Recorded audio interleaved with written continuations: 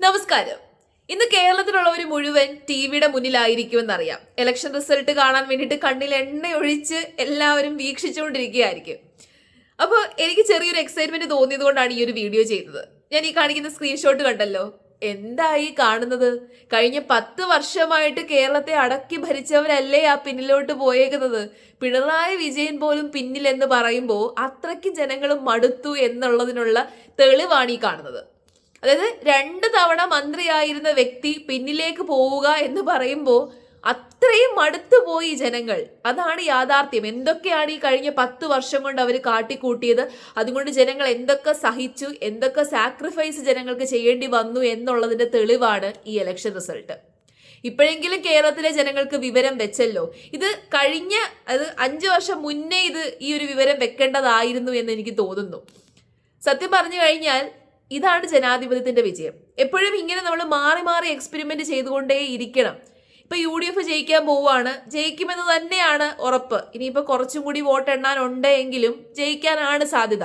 ഈ ഒരു വിജയം UDFന്റേതല്ല, ശരിക്കും പറഞ്ഞു കഴിഞ്ഞാൽ ജനങ്ങളുടേതാണ്. ജനങ്ങൾ മാറി ചിന്തിച്ചു, ജനങ്ങൾ മാറി എക്സ്പെരിമെന്റ് ചെയ്യാൻ തയ്യാറായതുകൊണ്ടാണ് ഇങ്ങനെയൊരു വിജയം ഉണ്ടായത്. സത്യത്തില് നിങ്ങൾ എപ്പോഴെങ്കിലും ആലോചിച്ചിട്ടുണ്ടോ, ഇങ്ങനെ അല്ലായിരുന്നു മൂന്നാമതൊരു തവണയും കൂടി പിണറായി വിജയന്റെ ഗവൺമെന്റ് ആണ് ഭരണത്തിൽ വരുന്നത് എന്നുണ്ടെങ്കിൽ കേരളത്തിന്റെ അവസ്ഥ പരിതാപകരമായി പോകും. എപ്പോഴും റിപ്പീറ്റഡ് ആയിട്ട് ഒരേ ഗവൺമെന്റിന്റെ കയ്യിൽ നമ്മൾ ഭരണം കൊടുക്കാൻ വേണ്ടിയിട്ട് പാടില്ല. ഒരേ ഗവൺമെന്റ് തന്നെ റിപ്പീറ്റഡ് ആയിട്ട് ഒരു സ്ഥലം ഭരിക്കുകയാണ് എന്നുണ്ടെങ്കിൽ അവിടെ മുടിച്ച് തേച്ച് കഴുകി വെക്കും. ഇപ്പൊ കേരളത്തിൽ സംഭവിച്ചത് അതാണ്. കുറെയൊക്കെ ഡെവലപ്മെന്റ്സിന്റെ കാര്യം അവിടെ ഇവിടെയൊക്കെ എടുത്തു പറയുന്നുണ്ട് എന്നത് ഒഴിച്ചു കഴിഞ്ഞാൽ കേരളം ഇപ്പൊ പരിതാപകരമായ അവസ്ഥയിലാണ്. കടം ഇനി വരാനിരിക്കുന്ന ഗവൺമെന്റ് കേരളത്തെ എങ്ങനെ ഭരിക്കും എന്നുള്ളതാണ് ഞാൻ ആലോചിക്കുന്നത്. ഇനിയിപ്പോൾ UDF ഗവൺമെന്റ് ആണ് വരുന്നതെങ്കിൽ അവർ എങ്ങനെയായിരിക്കും കേരളത്തെ ഭരിക്കാൻ പോകുന്നത്? കുറേ വാഗ്ദാനങ്ങളൊക്കെ അവർ നൽകിയിട്ടുണ്ട്, പക്ഷെ അവരെങ്ങനെ ഭരിക്കും? കാരണം അത്രയും വല്ലാത്തൊരു പരിതാപകരമായ അവസ്ഥയിലാണ്. ഏതായാലും കടക്ക് പുറത്ത് എന്ന് മാധ്യമങ്ങളോട് അന്ന് ധാർഷ്ട്യത്തോടുകൂടി പിണറായി വിജയൻ പറഞ്ഞു. എന്നാൽ ഇന്ന് കേരളത്തിലെ ജനങ്ങൾ പിണറായി വിജയനോട് കടക്ക് പുറത്ത് എന്ന് പറഞ്ഞേക്കുവാണ്. Bye bye, tata bye bye. കഴിഞ്ഞ ദിവസം മുഖ്യമന്ത്രി സ്ഥാനമൊക്കെ ഒഴിഞ്ഞ് ജനങ്ങളോട് നന്ദി പറഞ്ഞ് പിണറായി വിജയൻ തിരുവനന്തപുരത്ത് നിന്ന് മടങ്ങി എന്നുള്ളൊരു വാർത്ത ഞാൻ കണ്ടു. ഇനി ഇങ്ങോട്ട് തിരിച്ചു വരണ്ട എന്ന് ജനങ്ങൾ പറഞ്ഞു കഴിഞ്ഞു. അപ്പൊ ധാർഷ്ട്യം, അഹങ്കാരം, ജനങ്ങളെ അടക്കി ഭരിച്ച് കഴിഞ്ഞ ഒരു മാസം മുമ്പ് ഇലക്ഷന് സമയത്ത് വീണ ജോർജ് കാണിച്ച നാടകമൊക്കെ നമ്മൾ കണ്ടതാണ്. ഏതെങ്കിലും മന്ത്രിമാർ ഇങ്ങനത്തെ നാടകം കളിക്കുവോ? ഒരു ആരോഗ്യവകുപ്പ് മന്ത്രി എന്ന് പറഞ്ഞുകൊണ്ട് ആരോഗ്യവകുപ്പ് മന്ത്രിയായിട്ടിരുന്ന എന്തൊക്കെയാണ് കാണിച്ചു കൂട്ടിയത്. ശരിക്കും പറഞ്ഞാൽ ഒരുപാട് പോരായ്മകൾ ഉണ്ടെന്നുണ്ടെങ്കിൽ പോലും ആ പോരായ്മകളൊന്നും അഡ്രസ്സ് ചെയ്യാൻ വേണ്ടിയിട്ട് അവർ തയ്യാറായില്ല. അവസാനം ആ പോരായ്മകളൊക്കെ മറയ്ക്കാൻ വേണ്ടിയിട്ട് നാടകം കളിച്ചു. അത് തന്നെയല്ലേ ത്രൂ ഔട്ട് നടന്നത്. എനിക്കൊന്ന് പിണറായി വിജയൻ ഭരിച്ചുകൊണ്ടിരുന്ന സമയത്താണ് കേരളം കണ്ടതിൽ വെച്ച് ഏറ്റവും വലിയ ദുരന്തങ്ങളൊക്കെ കേരളം ഫേസ് ചെയ്തത്. കേരളത്തെ വേട്ടയാടുകയായിരുന്നു ദുരന്തങ്ങൾ. എത്രയൊക്കെ മഹാമാരികളാണ് കേരളത്തെ വേട്ടയാടിയത്. എന്നാൽ അതിന്റെ പേരും പറഞ്ഞ് എത്ര കോടി രൂപയാണ് പിരിച്ചെടുത്തത് ജനങ്ങളുടെ കയ്യിൽ നിന്ന്. വയനാട് ദുരന്ത ബാധിതർക്ക് സംഭവിച്ചത് നിങ്ങൾ കണ്ടതായിരിക്കും.